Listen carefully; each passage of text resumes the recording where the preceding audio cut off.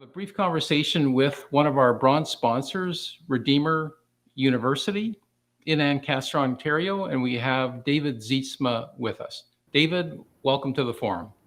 Hi, Rick. Thanks. Well, you're interim president of a university, Christian University. Tell us a little bit about the university and why you're connected to the Entrepreneurial Leaders event.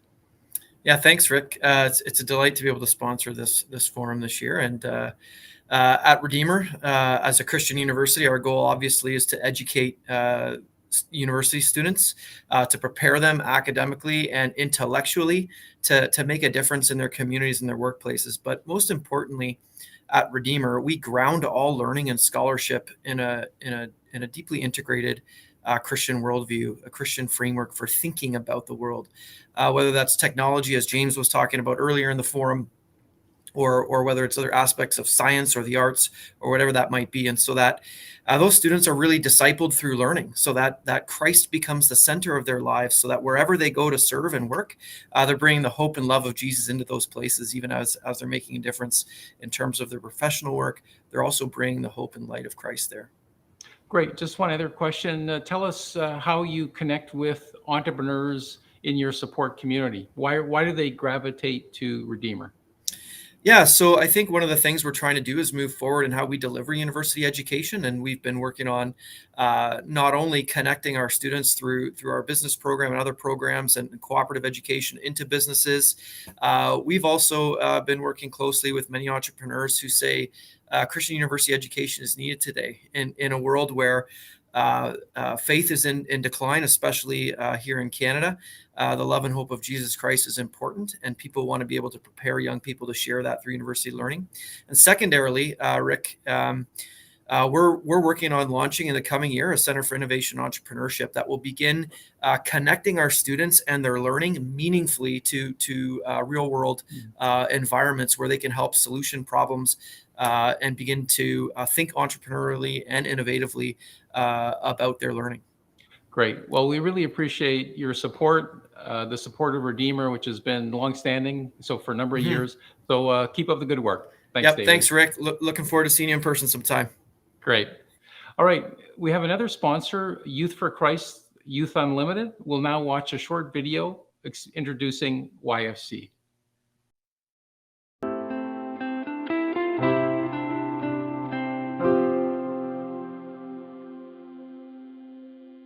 When our youth have the courage to share their challenges, they deserve a response from people with the courage to actually listen. At Youth for Christ, we're committed to moving desperation to conversation and on to relation. We see the hope and potential in every young person and are here to help them to see it as well. You can join us in making a difference by volunteering to listen, remembering to pray, or supporting us financially.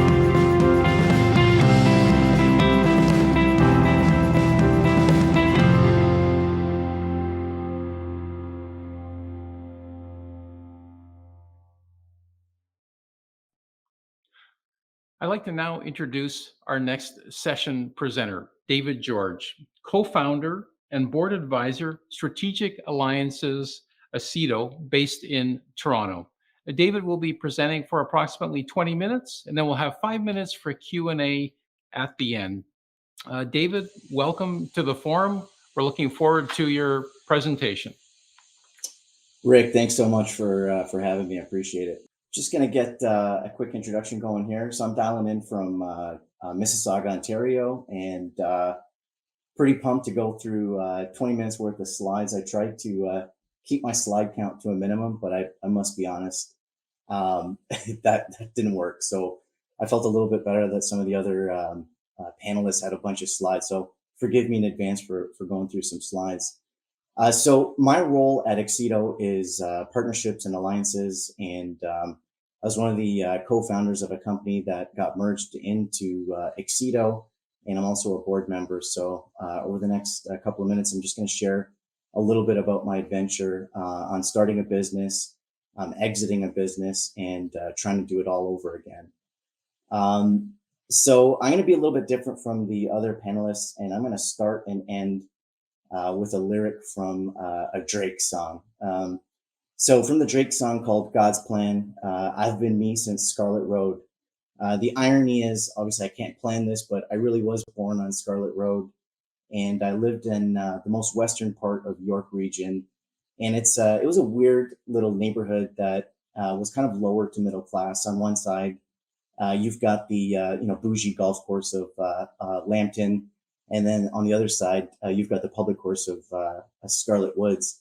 And so, growing up in York region, my parents were from South India. My dad emigrated from India in '72. My mom moved in '77, and then I showed up on the scene in '78. And I was a dorky little kid. I had a younger sister, Jen, and she couldn't be any more different than me. She's actually in full time ministry, and so was her husband. And I went the entrepreneurial route. But what my parents gave me was a deep rooted faith. And, one of my favorite verses is, it talks about a righteous man leaves an inheritance, not just for his children, but his children's children. And I felt that my mom and dad, left me an inheritance of faith.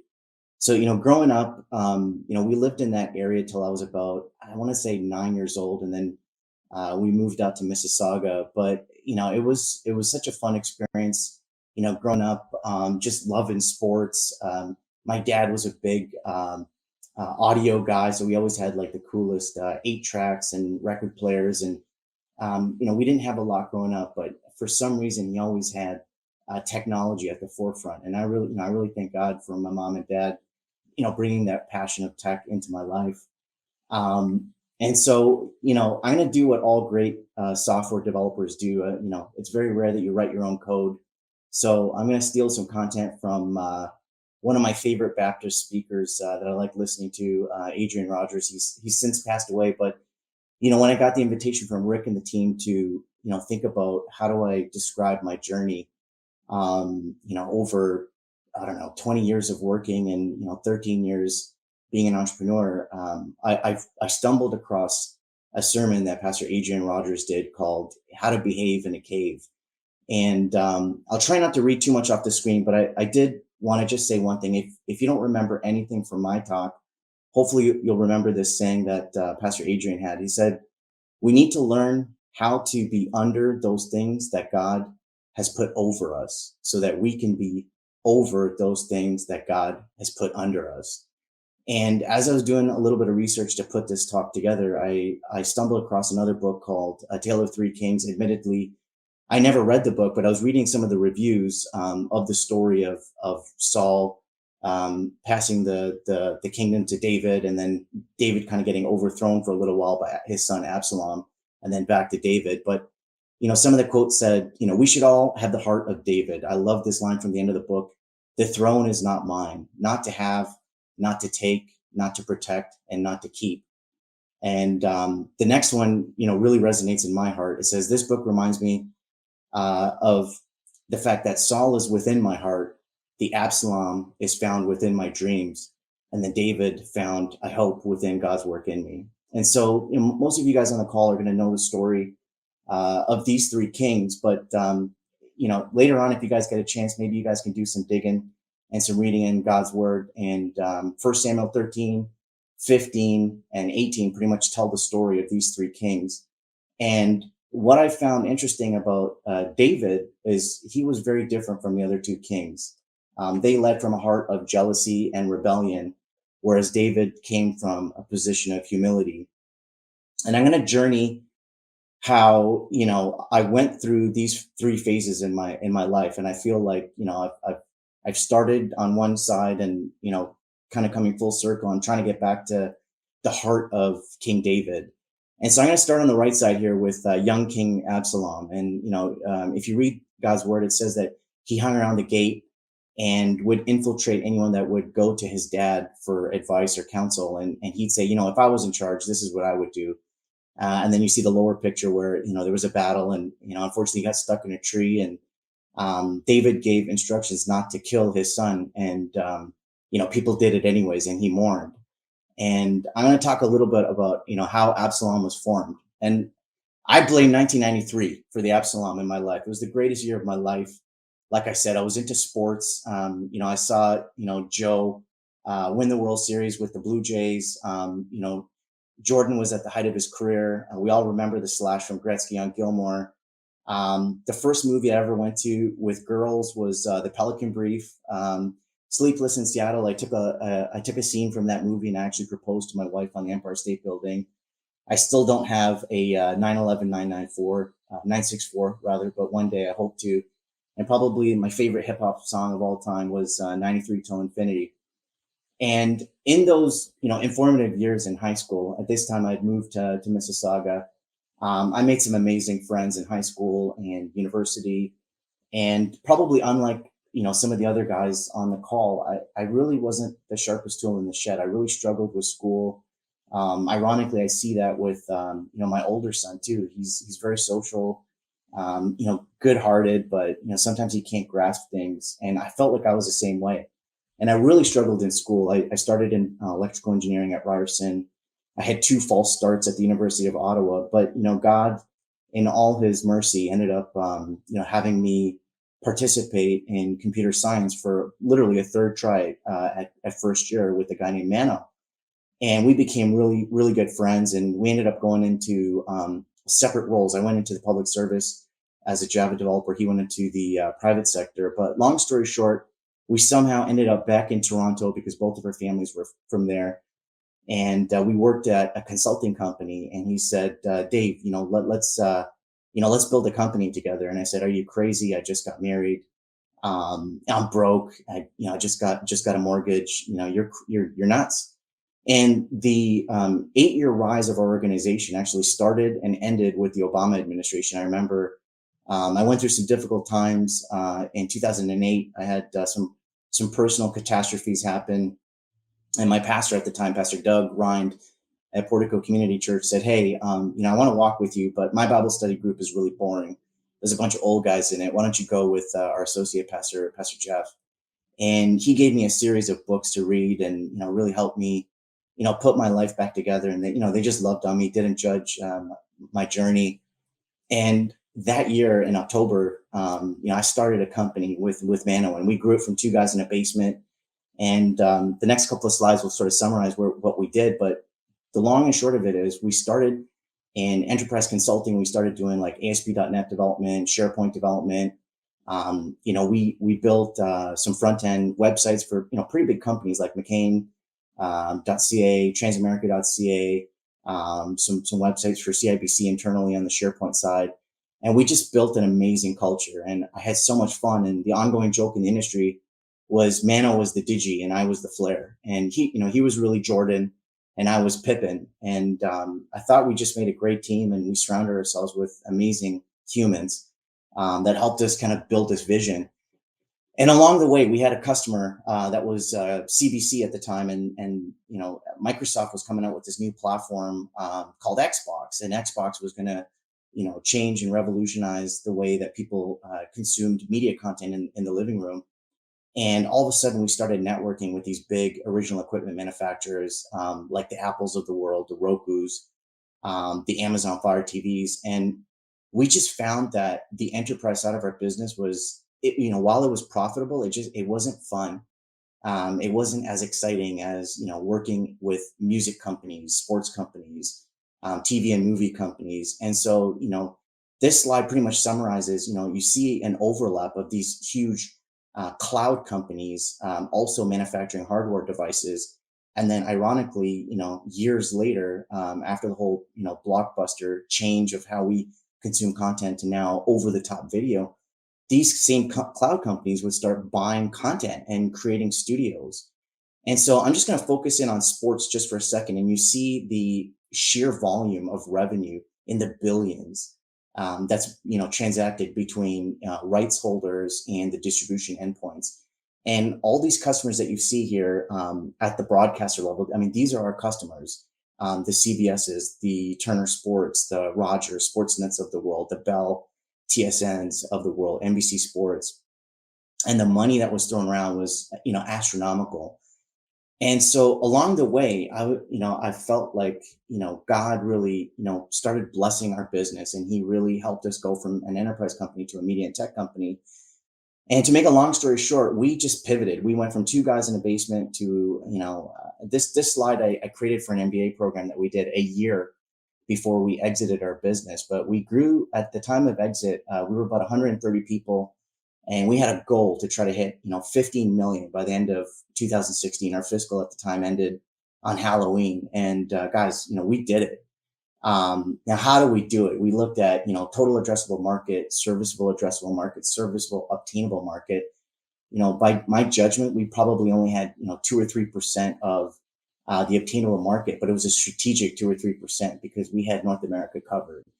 And how do we go from, a dinky Canadian based company to convincing, huge, multi-billion media companies to do business with us? Well, we kind of did it by accident. I'd love to tell you that I could sit back, 13 years later and say, oh man, we were really smart. We were strategic. We weren't.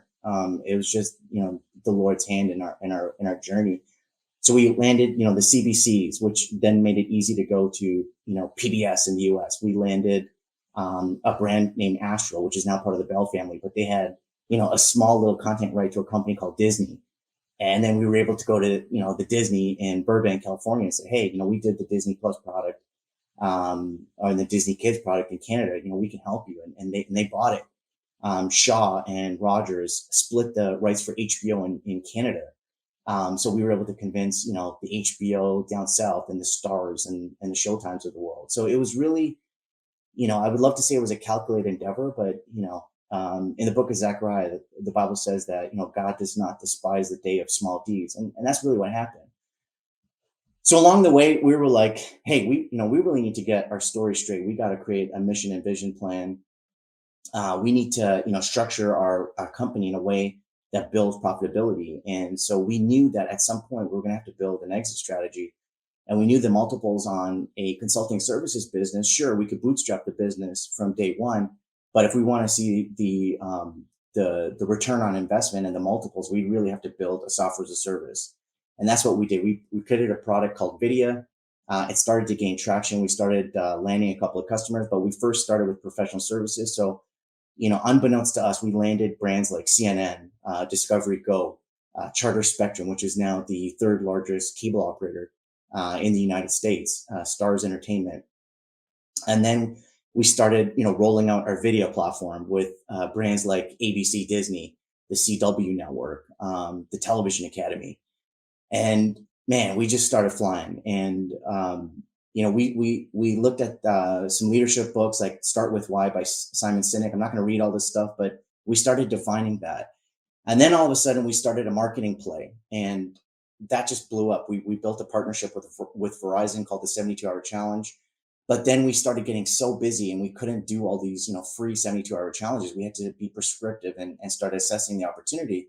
So we applied what's called the TAS assessment, target account selling, and we would qualify each opportunity.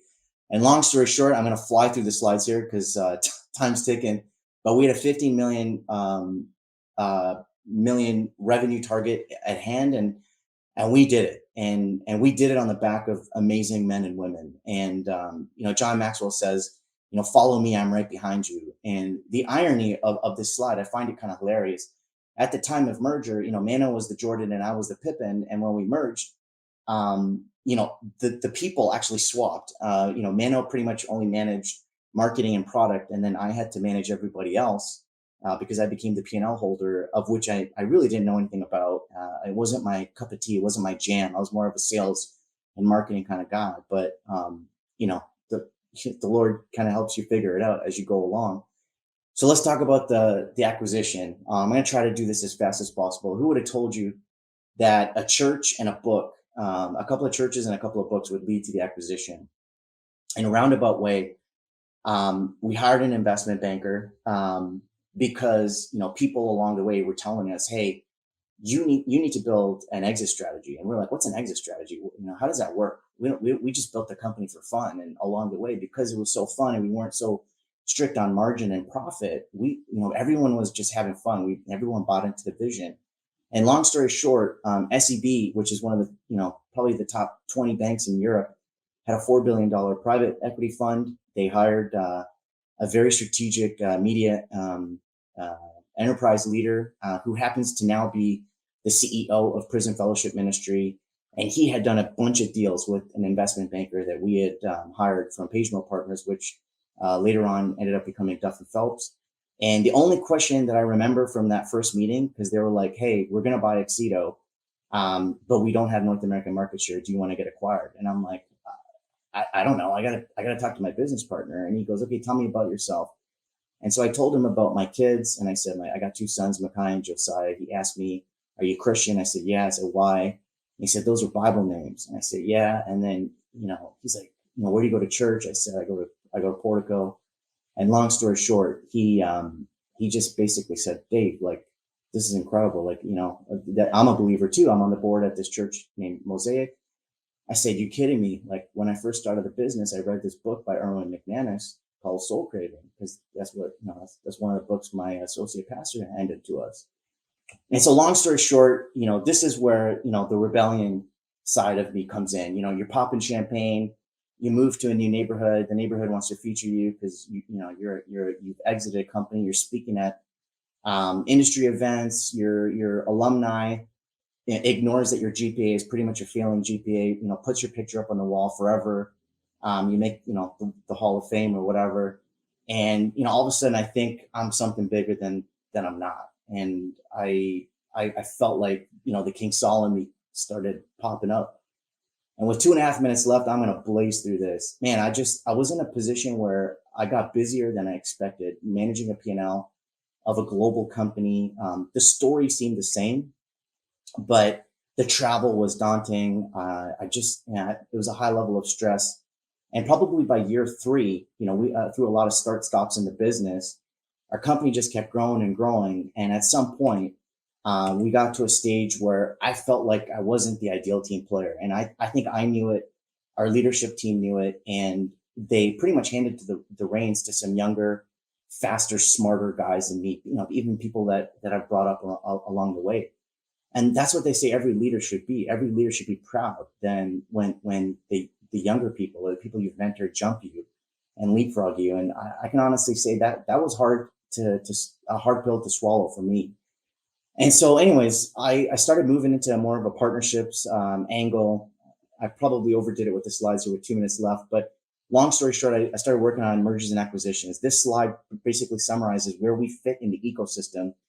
Our serviceable addressable market is probably 650 million, of which we have 10% market share. And then we started strategically investing in companies. Earlier this year, we bought a Finnish-based company called Highbox. They're an incredible company that helps us in the healthcare vertical and in multi-dwelling units.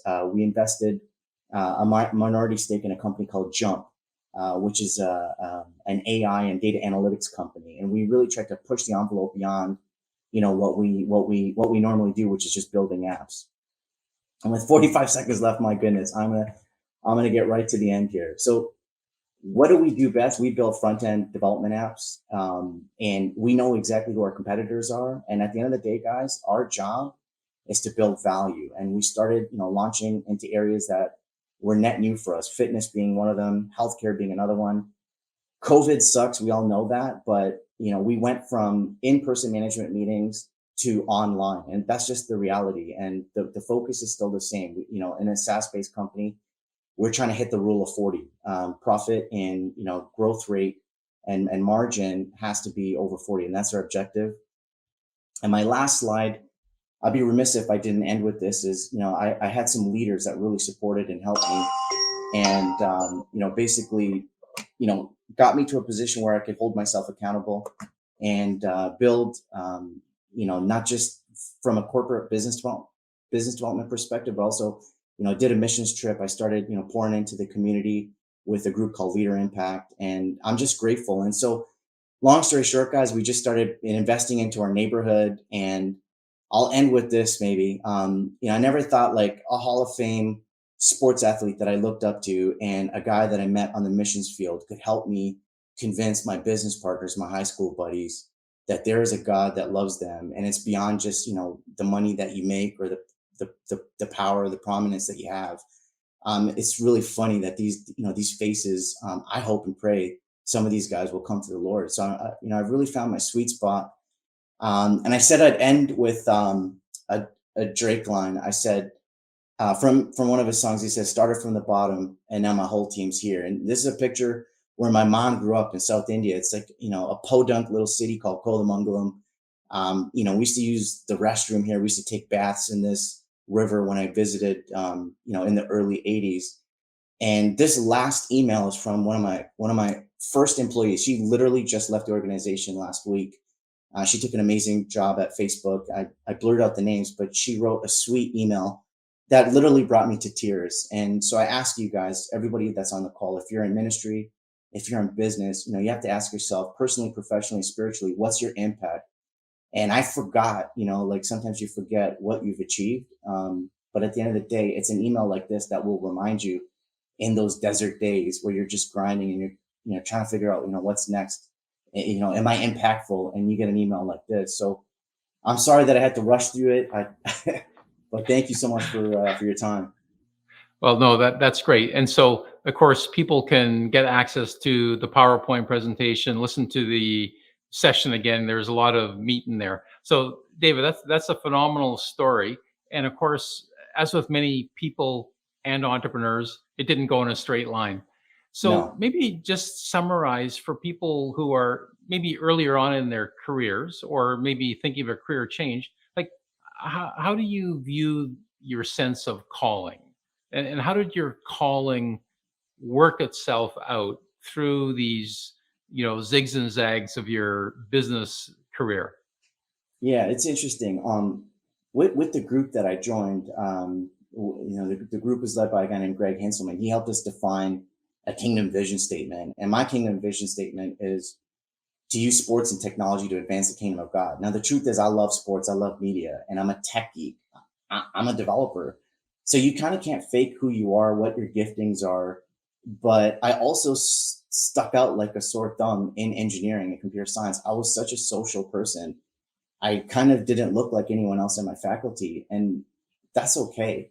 So I would say, stick with your passion, stick with what you're good at, and then, just ask God for wisdom. The Bible says you have not because you ask not. I ask Him for a lot of stuff, and I still do. So hopefully that wasn't a roundabout answer, but I mean Yeah. it's the truth.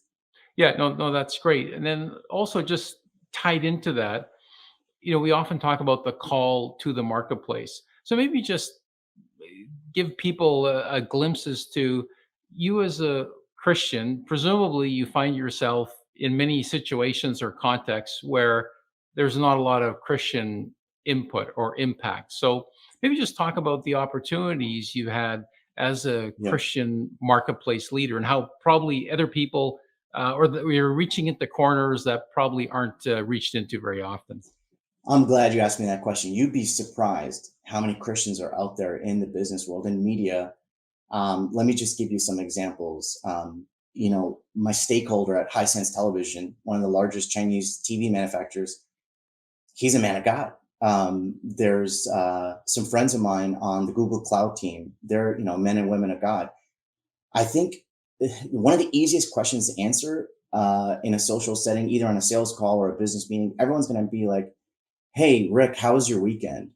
When I answer that question now, it's very strategic. I'll tell them about my weekend. I'll be like, "Hey, I went to church and, this is what we did." Or, "Hey, we went on vacation and, we ended up doing a missions trip to Africa." Like, it's amazing how when you answer the question socially, what you're doing and what you're up to, like if your calendar and your wallet are filled with, things of God, it's hard to not talk about those things and be excited about it. So, Yeah. one of the challenges that our chairman, who's a believer, and again, like, my boss's boss at the private equity level, he was a believer, which, really encouraged me, man.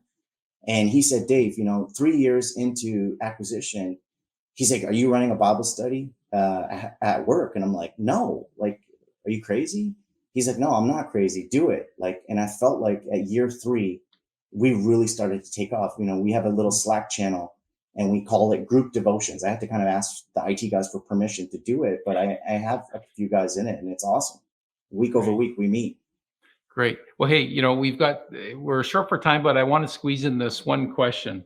What do you think are non-negotiable characteristics or skills a young person needs to consider when starting their own business? And we have a lot of students, younger leaders. So, what's a non-negotiable thing they need to have to get started in business? Yeah, 100% read that Patrick Lencioni book. It doesn't surprise me that some of the greatest business leaders and thinkers, the Patrick Lencioni's, the John Maxwell, they're all believers. And so he wrote an amazing book. I talked about it earlier, Humble, Hungry, and Smart. Admittedly, I think there are some aspects of me where I feel like I'm still humble and I'm still smart, but the hunger part, it's lacking because I'm stuck. I'm not doing a role that I think is my best capability. So in the infographic, it kind of defines you as the lovable slacker. So don't be the lovable slacker. Okay, stay in all three. And I think David did it best, in my opinion. Great. Well, David, thank you very much for your presentation. That was great. And if anybody wants, or people who do want to get a hold of David, you can find him on our Swap Card platform and online. Thanks a lot, David.